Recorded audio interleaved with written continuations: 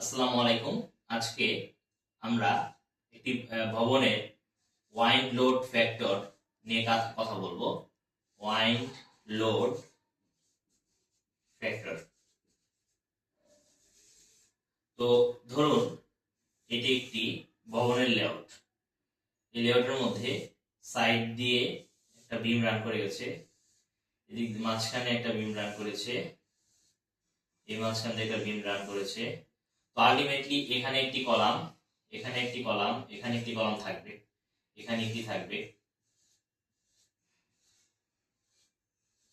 তো এই কর্নার গুলো যদি আমি C1 ধরি প্রত্যেকটাকে, আর যদি মাঝখানে গুলোকে আমি C2 ধরি, মানে হচ্ছে মাঝের ধারের কলাম, আর যদি মাঝখানটাকে C3 ধরি, তাহলে আমার কলাম টাইপ আসে তিন ধরনের, C1, C2, C3।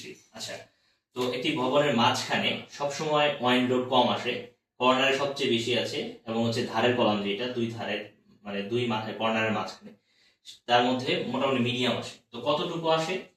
C1 আসে হচ্ছে আপনার 30% লোড আসে, এটা হচ্ছে আপনার 15%, C3 তে আসে মাত্র 5%।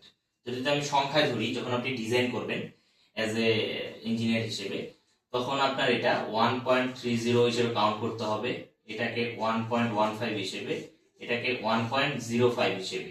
এই তিনটি মান আপনার ক্যালকুলেশনে লাগবে। আশা করি এই ওয়াইন্ড লোড ফ্যাক্টরটা আপনি বিবেচনা করে আপনি ডিজাইন করলে আপনার ডিজাইনটা সেফ থাকবে। ধন্যবাদ।